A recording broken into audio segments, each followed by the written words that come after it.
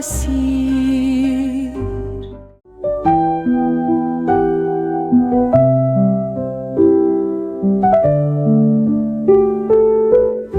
பொதுக்காலம் 9ஆம் வாரம் வியாழக்கிழமை.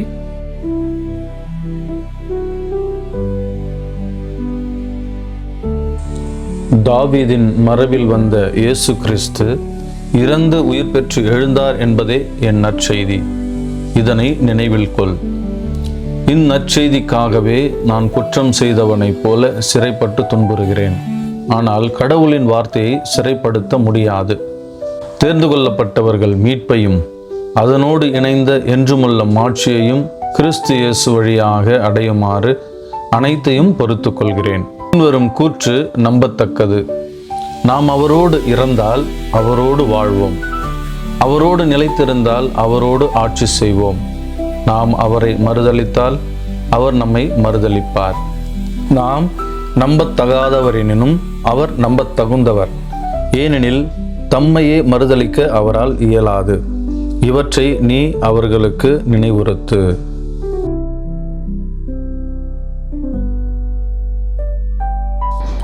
நற்செய்தியின் பொருட்டு துன்புற தயாராக இருக்கும் கிறிஸ்துவில் எனதருமை அருளாசீர் ஊடக நண்பர்களே, இன்றைய முதல் வாசகத்தில் பவுலடிகளார் கடவுளின் நற்செய்தியின் பொருட்டு தான் சிறைப்பட்டிருப்பதையும் அதே சமயத்தில் கடவுளின் வார்த்தையை யாரும் சிறைப்படுத்த முடியாது என்றும் கூறுகின்றார்.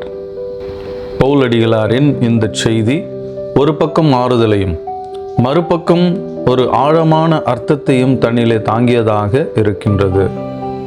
கிறிஸ்துவத்தின் நீண்ட நெடிய வரலாற்றை உற்று நோக்கும் பொழுது உலகில் ஆட்சி செய்த மிகப்பெரிய ஆட்சியாளர்களும் கொடுங்கோலர்களும் கிறிஸ்துவத்தை இவ்வுலகிலிருந்து அழித்துவிட வேண்டும் என்று நினைத்தார்கள்.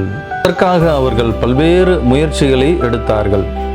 உதாரணத்திற்கு, நற்செய்தி பணிக்காக மக்கள் மத்தியிலே வந்தவர்களை சிறைப்படுத்தினார்கள், சித்திரைவதை செய்தார்கள், கொடுமைப்படுத்தினார்கள், ஏன் அவர்களை கொல்ல கூட துணிந்தார்கள். அவர்களை அழிப்பதன் வழியாக கிறிஸ்தவத்தையும் அழித்து விடலாம் என்று அவர்கள் நம்பினார்கள்.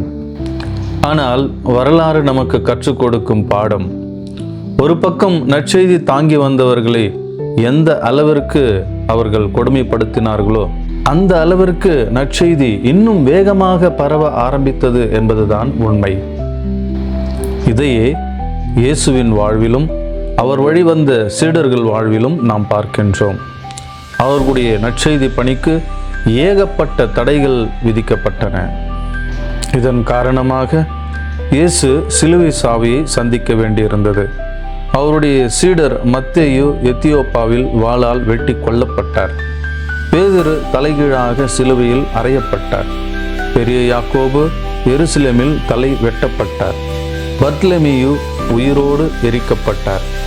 சின்ன யாக்கோபு கோவிலின் முகப்பிலிருந்து தள்ளி கொல்லப்பட்டார். இவ்வாறு இயேசுவின் வாழ்வுக்கு, சீடர்களுடைய வாழ்வுக்கு முற்றுப்புள்ளி வைத்த அவர்கள் அவர்களுடைய நற்செய்தி பணிக்கு இன்று வரை முற்றுப்புள்ளி வைக்க முடியவில்லை. கடவுளுடைய வார்த்தை சிறைப்பிடிக்க முடியாததாகவும் தடுத்து நிறுத்தப்பட முடியாததாகவும் இருப்பதற்கான காரணத்தை இன்றைய நற்செய்தி எடுத்துரைக்கின்றது. அனைத்திலும் முதன்மையான கட்டளை எது என்கின்ற கேள்விக்கு அன்பே என்று ஆணித்தரமாக இயேசு பதில் கூறுகின்றார். இந்த அன்புதான் இறைவனை நோக்கியும் மனிதர்களை நோக்கியும் நாம் வளர வேண்டும் என்று அழைக்கின்றது.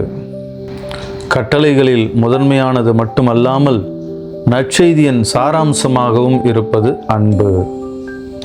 கடவுளின் வார்த்தையான இயேசு அந்த அன்பின் மொத்த வடிவம் என்பது நாம் அனைவரும் அறிந்த உண்மை.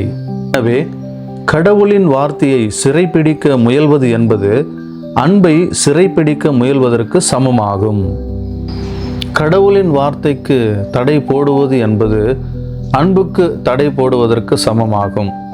இது முட்டாள்தனமான முயற்சி என்பதும் நாம் எல்லோரும் அறிந்த ஒன்று.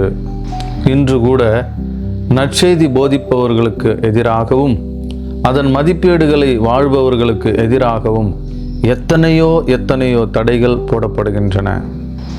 அவர்களை தடுப்பதன் வழியாக அவர்கள் தாங்கி வரும் நற்செய்தியையும் தடுத்து விடலாம் என்று எண்ணுகின்றார்கள்.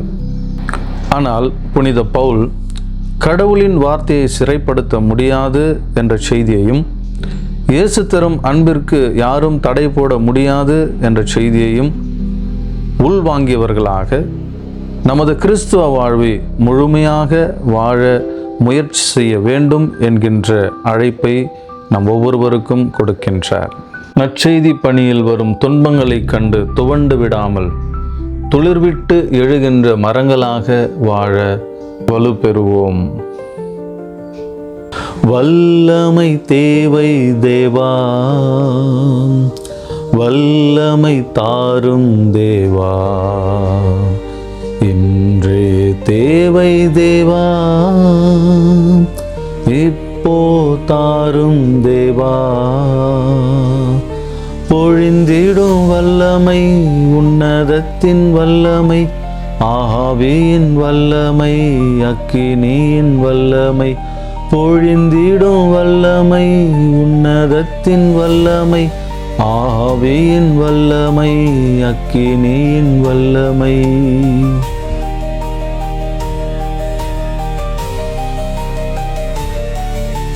வல்லமையின் தேவா, எங்களை வலுக்கொண்டு நிறைக்கும் தேவா, எங்களுடைய பலவீனங்களில் நாங்கள் விழுந்து விடாமல் எங்களை எழுப்பிவிட வாரும் தேவா. எங்கள் வாழ்க்கையில் பல்வேறு துன்பங்களினால் அலைகழிக்கப்பட்டு சோதனைகளில் சிக்கி துவண்டு தேங்கி நிற்கின்ற எங்கள் ஒவ்வொருவரையும் காத்திட வாரும் ஆண்டவரே. எங்கு செல்வது, யாரிடம் செல்வது, வாழ்வு தருகின்ற வார்த்தைகள் உம்மிடம்தானே உள்ளன என்று இறுதியாக அறிந்து கொண்ட நான் உம்மை பற்றி கொண்டு வாழ எனக்கு வரம் தாரும். உமது நற்செய்தியின் பொருட்டு உமக்கு சாட்சியாக நான் வாழ வேண்டும் என்றால் என் வாழ்க்கையிலே துன்பங்கள் வரும். அவற்றை ஏற்றுக்கொள்கின்ற ஒரு மன வலிமையை, ஆற்றலை, சக்தியை எனக்கும் என்னோடு இணைந்தவர்களுக்கும் தந்து ஆசிர்வதித்து வழிநடத்திட வாரும் ஆண்டவரே. வரங்களை வாரி வழங்கும் தெய்வமே, இன்றைய நாளை ஒப்பு கொடுத்து மகிழ்கின்ற திருநெல்வேலி மாவட்டத்தை சார்ந்த திரு ரவிக்குமார், திருமதி மேபல், ஜெஃப்ரின், தேவ டென்னிஸ் என்கின்ற இந்த குடும்பத்தாரை நிறைவாக ஆசிர்வதியும். உமது அற்புதம் செய்கின்ற, அதிசயங்களை செய்கின்ற, புதுமைகளை செய்கின்ற தூய ஆவியானவரின் கொடைகளை கொண்டு, கனிகளை கொண்டு எங்களை நிறைக்கின்ற இந்த அற்புதமான கரங்களிலே இந்த குடும்பத்தாரை முழுவதுமாக ஒப்பு கொடுத்து ஜெபிக்கின்றோம் ஆண்டவரே.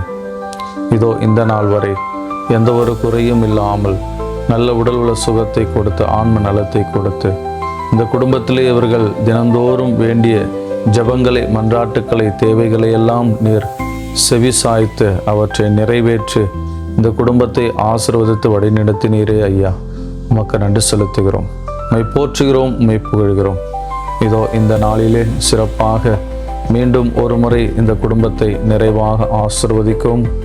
வருகின்ற நாட்களிலே இந்த குடும்பத்தாரை எந்த ஒரு குறையும் இல்லாமல் சிறப்பாக நீர் வழிநடத்தவும் நாங்கள் ஜெபிக்கிறோம், மன்றாடுகிறோம். அன்பு ஆண்டவரே, இந்த குடும்பத்திற்காக உழைக்கின்ற இந்த குடும்ப தலைவன், இந்த குடும்ப தலைவியை நிறைவாக ஆசீர்வதியும். இந்த குடும்பத்தினுடைய வளர்ச்சிக்காக, முன்னேற்றத்திற்காக அவர்கள் எடுக்கின்ற ஒவ்வொரு முயற்சியிலும் நீர் அவர்களுக்கு துணையாக, இணையாக இருந்து அவை அனைத்திலும் வெற்றியை தாரும் ஆண்டவரே. அவர்கள் செய்கின்ற ஒவ்வொரு செயல்பாடிலும் உமது பிரசன்னம் நிறைந்திருக்க நீர் அவர்களுக்கு துணையாக இருந்து அதிலே அவர்களுக்கு சிறப்பான ஒரு வெற்றியை தந்து வழிநடத்த நாங்கள் ஜெபிக்கிறோம் ஆண்டவரே. நிறைய வேலைப்பாடுகளை, அதன் வழியாக நல்ல வருமானத்தையும் கொடுத்து இந்த குடும்பத்தை தாங்கியருள நாங்கள் ஜெபிக்கிறோம், மன்றாடுகிறோம். உமது ஆசீர்வாதத்தின் அடையாளமாக இந்த குடும்பத்தில் நீர் பிறக்க செய்திருக்கின்ற ஜெஃப்ரின், தேவ டென்னிஸ் என்கின்ற இந்த மகன்களுக்காக நாங்கள் உமக்கு நன்றி செலுத்துகிறோம் ஆண்டவரே. அவர்கள் இருவரையும் நீர் நிறைவாக ஆசீர்வதித்து நல்ல எதிர்காலத்தை கொடுத்து, பாதுகாப்பையும் பராமரிப்பையும் கொடுத்து, எல்லா தொற்றுகள், வியாதிகள், தீய சக்திகள், தாக்குதல்கள் இருந்தவர்களுக்கு முழுமையான ஒரு பாதுகாப்பையும் பராமரிப்பையும் கொடுத்து வழிநடத்திட நாங்கள் ஜெபிக்கிறோம், மன்றாடுகிறோம். அவர்கள் மேற்கொள்கின்ற ஒவ்வொரு பயணத்தையும் நீர் நிறைவாக ஆசீர்வதியும் ஆண்டவரே. அந்த பயணங்களிலே முழுமையான ஒரு பாதுகாப்பை தந்தரலும். எந்தவித ஆபத்துகளோ, விபத்துகளோ, தீய சக்திகளோ, பொறாமை சம்பந்தப்பட்ட பார்வைகளோ இவர்கள் மீது படாமல், வஞ்சகம் நிறைந்த பார்வைகள் இவர்கள் மீது படாமல் இவர்களை சிறப்பாக வழிநடத்திட உமது தூதர்களை கொண்டு இவர்களுக்கு முழுமையான பாதுகாப்பை தந்து அரணாகவும் கோட்டையாகவும் இருந்தவர்களை வழிநடத்த நாங்கள் ஜெபிக்கிறோம், மன்றாடுகிறோம். இந்த மகன்களுக்கு நிறைவான ஒரு பாதுகாப்பை தந்து நல்ல அறிவையும் ஞானத்தையும் இறை பயத்தையும் நல்ல நினைவாற்றலையும் படிப்பறிவையும் தந்து வழிநடத்துவீராக.